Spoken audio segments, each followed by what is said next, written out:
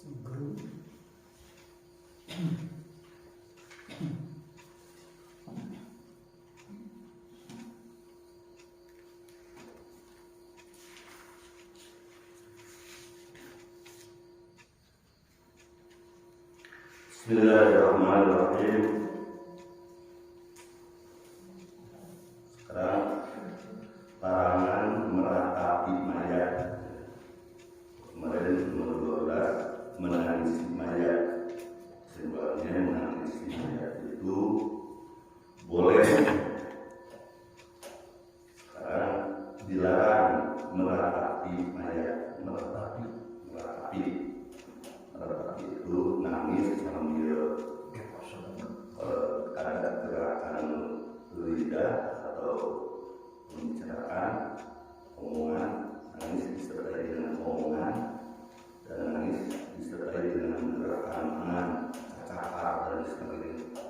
Ini larangan meratapi mayat. Hadisnya ada kurang lebih 12 hadis yang melarang meratapi mayat. An Umar an Nabi sallallahu alaihi wasallam qala al-mayyitu yu'adzabu fi qabrihi bima niha alaihi. Dari Umar bin Khattab dari Nabi sallallahu alaihi wasallam, beliau bersabda, mayit itu disiksa di kuburnya dengan sebab diratapi atasnya. Hadis riwayat Muslim 2 halaman 639 nomor 17. Anil Mughirah radhiyallahu anhu qala sami'tu Nabiy sallallahu alaihi wasallam yaqul man liha alaihi wa adzab bima liha alaihi, rawahu Bukhari.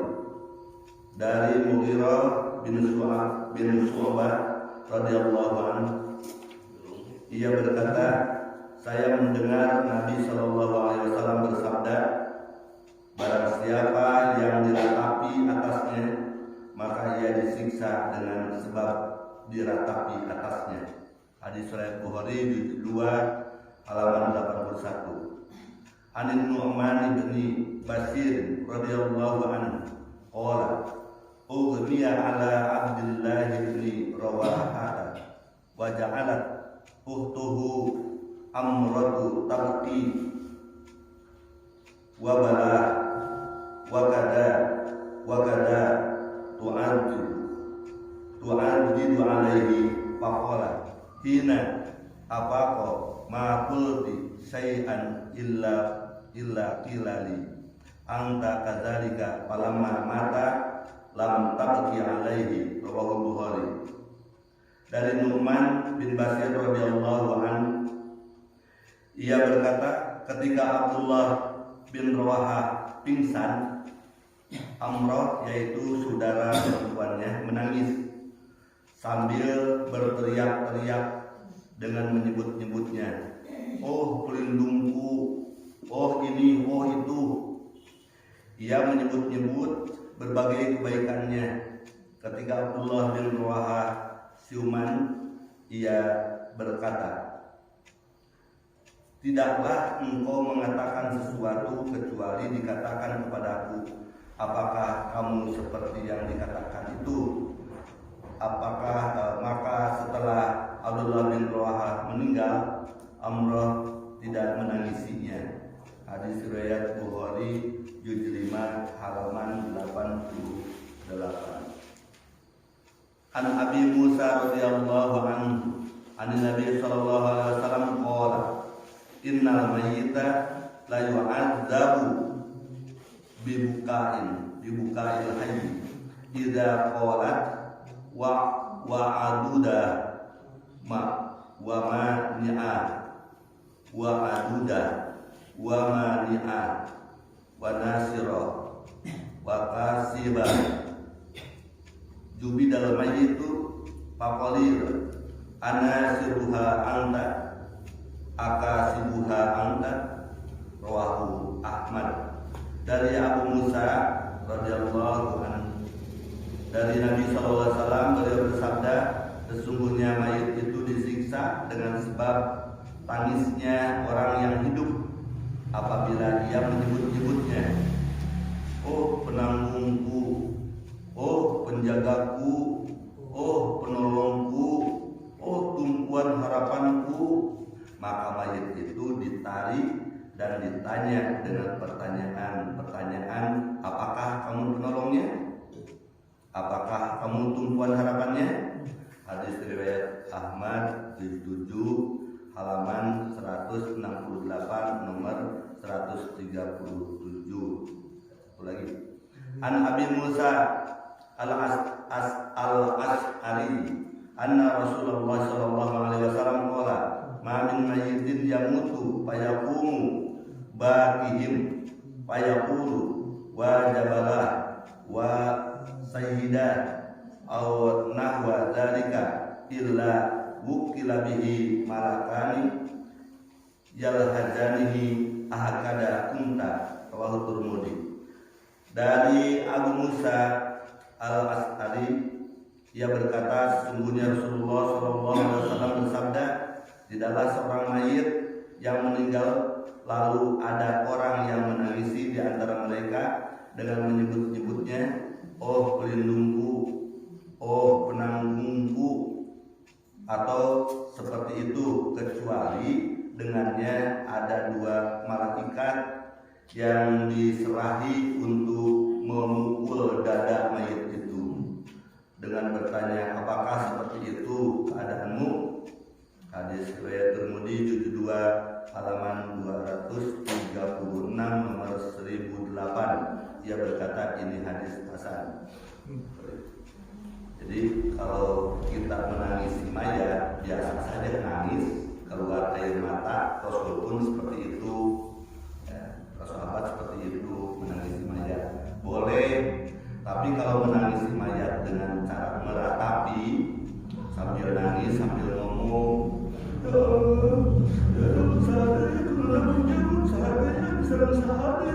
nah kayak gitu kan ngomong gitu ya,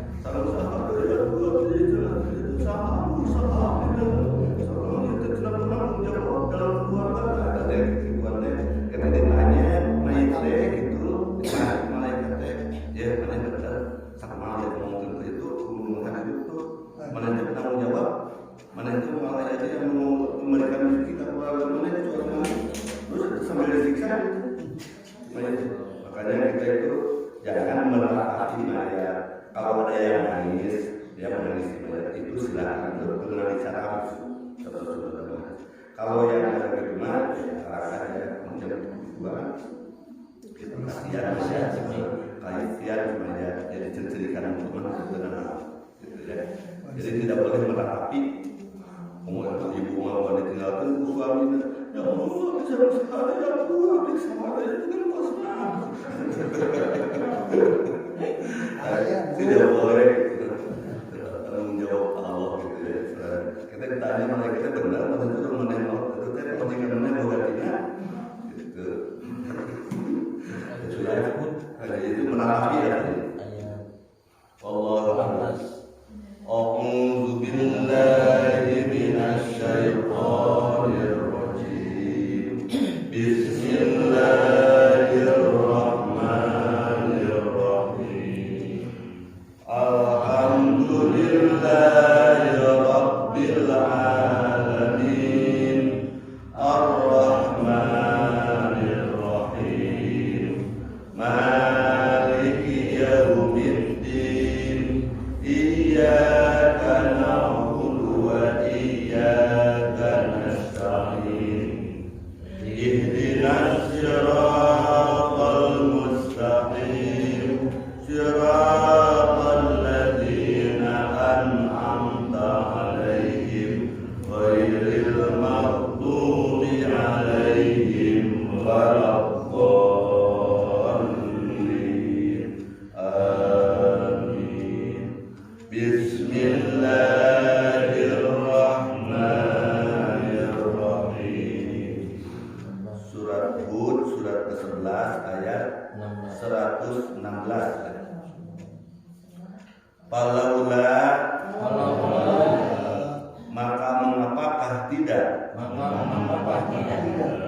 Karena ada minal quruni dari umat-umat terdahulu min qablikum sebelum kalian ulu baqiyatin orang-orang yang mempunyai keutamaan yanhauna mereka mencegah anil fasadi dari kerusakan bil ardi di bumi illa kecuali qalilan sedikit mimman anjayna dari orang yang kami telah selamatkan minhum di antara mereka wattaba'al ladzina zalamu dan orang-orang yang zalim mengikuti ma utrifu apa yang menyenangkan mereka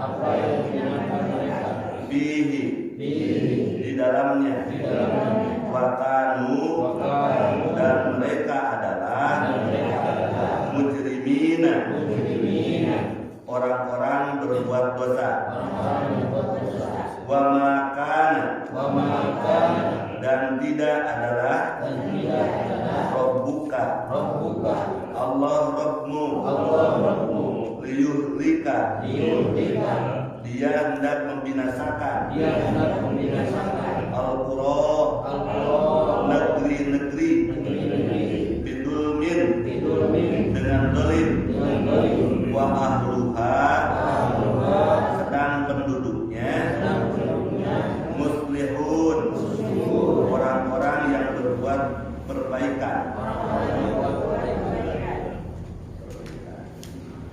Terjemahan lengkapnya ayat 116. Maka mengapa tidak ada di antara umat-umat sebelum kamu orang yang mempunyai keutamaan yang melarang berbuat kerusakan di bumi kecuali sebagian kecil di antara orang-orang yang telah kami selamatkan dan orang-orang yang dolim hanya mementingkan kenikmatan dan kemewahan dan mereka adalah orang-orang yang berdosa. Dan Allah Rabbmu tidak akan membinasakan negeri-negeri secara dolim selama penduduknya atau orang-orang yang berbuat kebaikan. Ayat sebelumnya adalah ayat yang diperintah merupakan perintah sholat ya. Aqimis sholat tarafayn nahar wa zulafan minal lail. Sholat 5 waktu ya, perintah sholat yang 5 waktu itu berkenaan atau berdampingan dengan surat Al-Isra ayat 78. Aqimis sholat liduluki samsi ila ghasaqil lail wal qur'anal fajri innal qur'anal fajri kana mas'uda. Itu sholat yang 5 waktu, sholat zuhur, asar, maghrib, isya, subuh. Sesungguhnya sholat subuh adalah disaksikan oleh para malaikat. Innal hasanati sesungguhnya kebaikan itu yudhibnas sayiat itu adalah menghapus keburukan. Itu secara umum. Sesungguhnya kebaikan apa saja, setiap berbuat baik itu menghapus kejelekan. Di sini ayat ini karena dihubungkan dengan perintah sholat, maka sholat itu merupakan kebaikan. Maka sholat yang 5 waktu itu adalah menghapus dosa, menghapus keburukan. Zalika dzikra, yang demikian itu adalah merupakan peringatan bagi orang-orang yang sadar, bagi orang-orang yang ingat kepada Allah. Kemudian wasbir, terus sabar. Sabar itu adalah teguh bertahan, teguh terhadap satu tujuan, bertahan terhadap berbagai macam rintangan. Itu arti sabar. Di mana tujuan sholat adalah berzikri. Surat apa? Toha ayat 14. Innani anallahu la ilaha illa ana fa'budni aqimis sholat lidzikri. Jadi kalau kita melakukan sholat itu manteng gitu, teguh bertahan, manteng karena tujuan itu berarti itu sholatnya yang sadar gitu, hayang jadi mukmin gitu. Sebab tanpa sholat walaupun bagaimana kita itu tidak akan jadi mukmin. Itu as-sholatu lidzikri. Kemudian sholat ini adalah untuk menjadi mukmin. Kemudian kita itu harus sabar terhadap tujuan. Ternyata kalau kita lakukan sholat ini pada diri sendiri itu banyak gangguan-gangguan, banyak godaan-godaan, gangguan, godaan, ancaman, katakan hati kita hambatan, hati tantangan, gangguan, godaan atau yang sekarang itu banyak kendalanya untuk kita melakukan sholat itu, baik datang dari diri sendiri, katakan intern maupun faktor eksternal yang datang dari luar, godaan-godaan supaya tujuan sholat tidak tercapai. Tujuan sholat adalah dzikri, fungsi sholat adalah tanha anil paksa wa munkar, untuk mencegah perbuatan paksa. Kemudian falaula kana minal quruni, maka apakah tidak ada dari umat-umat terdahulu. Kurun ini pengertian kurun ini zaman, bisa diartikan zaman, atau kurun ini waktu, bisa ya. Pada waktu baheula nah teu aya. Mengapa tidak ada? Apakah tidak ada orang yang memperingatkan sebelum kamu ini, orang-orang yang terdahulu ini, ulu baqiyatin, orang-orang yang mempunyai keutamaan. Nah, ayat orang-orang mempunyai keutamaan, orang-orang yang melarang terhadap kerusakan. Nah, ada baheula teu aya yang melarang karena kerusakan.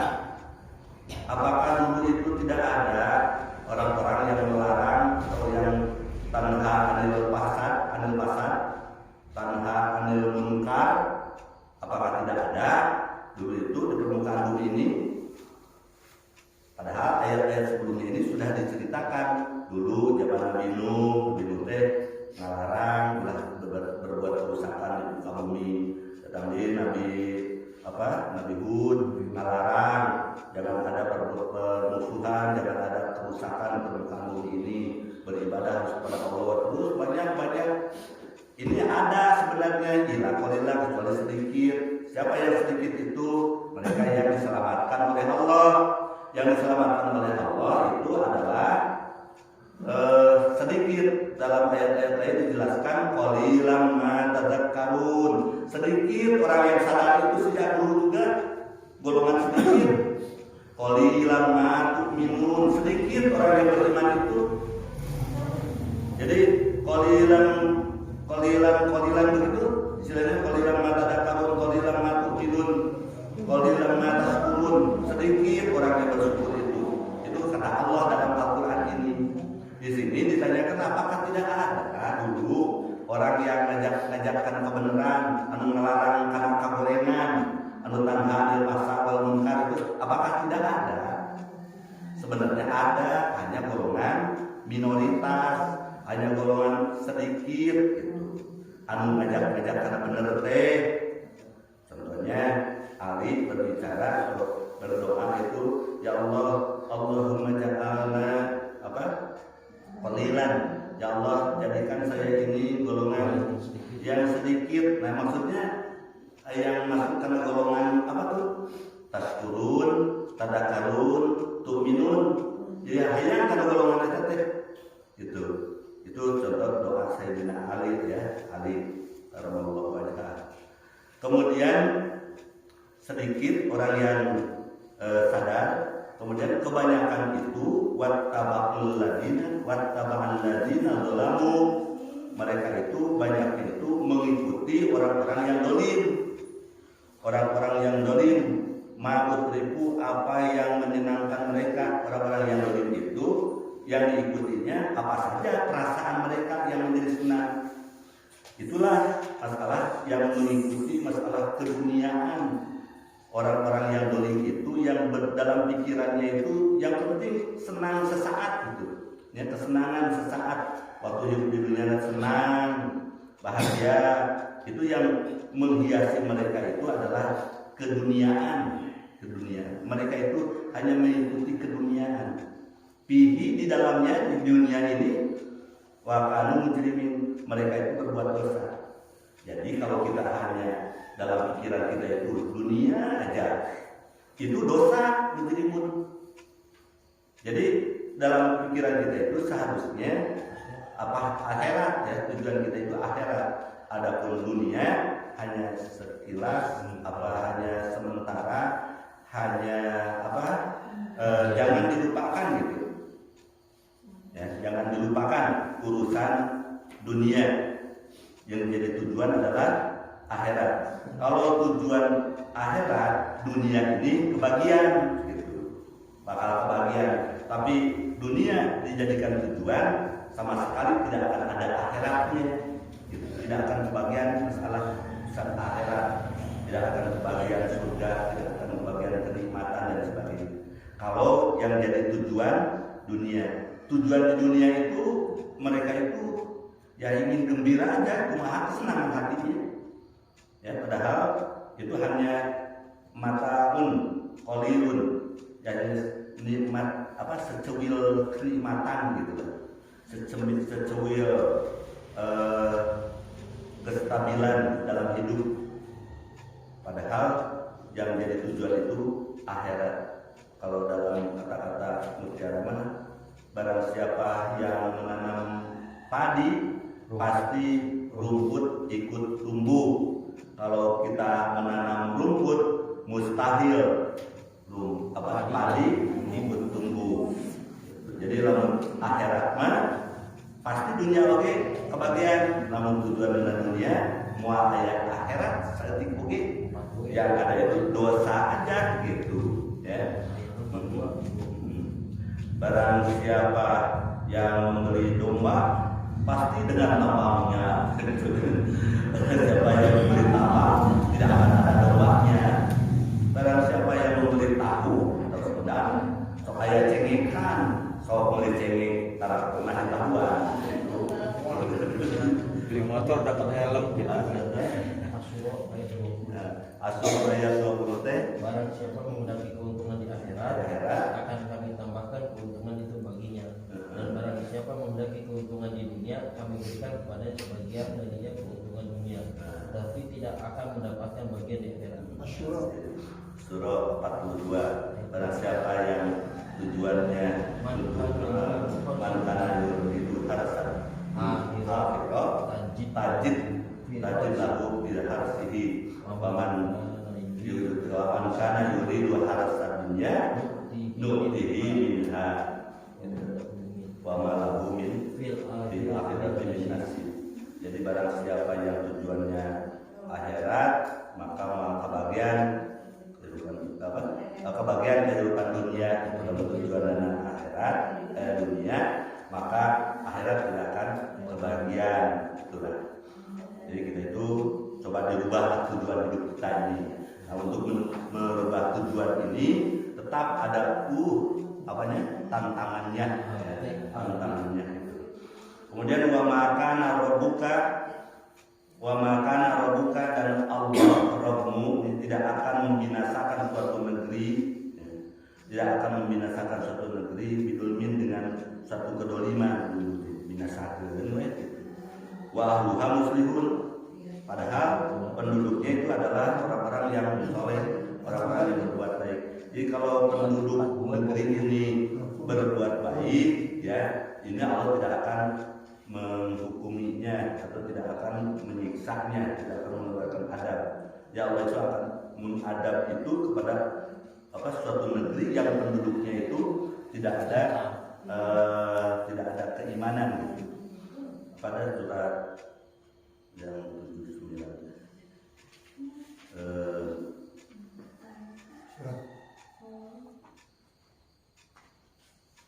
Allah tidak akan walau annal qura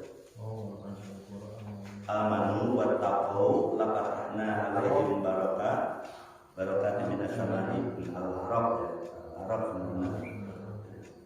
ya. Kalaulah di suatu negeri ini, penduduk negeri ini beriman dan takwa, maka Allah akan melakukan satu keberkahan dari langit. Tapi apabila kadzabu,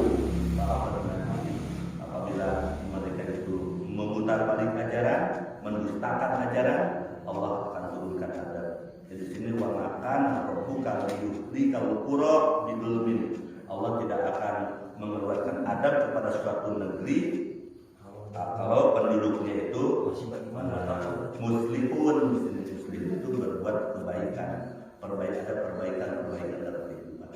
Makanya dalam diri kita harus ada perbaikan, rumah tangga kita harus ada perbaikan, kampung kita harus ada perbaikan, negara kita harus ada perbaikan ke arah menuju kebaikan, sehingga nanti akan diselamatkan oleh Allah gitu. Makanya kita itu kalau perbaikan untuk diri, coba perbaiki akhlak, coba perbaiki ibadah. Akhlak kita perlu diperbaiki, ibadah kita terus perbaiki, semakin baik. Dan kita berharap semoga ibadah kita diterima oleh Allah. Sebab nanti ada ibadah yang tidak diterima, artinya yang tidak ada contoh ya dari Rasulnya, tidak ada contoh atau tidak ada perintah dari Allah, kemudian kita ngarang-ngarang dan sebagainya, itu ibadah-ibadah yang kita tidak diterima. Atau ibadah semua menurutkan contoh Rasul, menurutkan ajaran Allah, semua kita laksanakan, tapi ada ria di dalamnya, juga tidak diterima. Atau kita beribadah rajin, setiap hari beribadah dan sebagainya, tapi tanpa ilmu juga tidak diterima. Kalau ibadah kita tanpa pakai ilmu dan lain sebagainya, tapi diakhiri dengan kemusyrikan, amal kita hapus. Ya, ini hati-hati. Makanya kita terus ada perbaikan, jangan ada musyrik, jangan ada dia, jangan ada sum'ah dan lain sebagainya. Itu perbaikan kita di dunia ini. Itu aja. Kalau dibaca secara Bismillahirrahmanirrahim. Bismillahirrahmanirrahim. Walaula kana minal quruni min qablikum ulu baqiyatin hauna 'anil fasadi fil ardi illa qalilan mimman anjayna minhum wattaba'al ladzina zalamu ma utrifu fihi wa kanu mujrimin wa ma kana rabbuka liyuhlikal qura bidulmin wa ahluha muslihun. Allahumma hamdul Qur'an Allahumma zakirna minhu ma nasina wa 'allimna minhu ma jahilna wa tubna Watahu ana al-laili wa atrafan nahar waj'alhu lana hujjatan ya rabbal alamin walhamdulillahi rabbil alamin.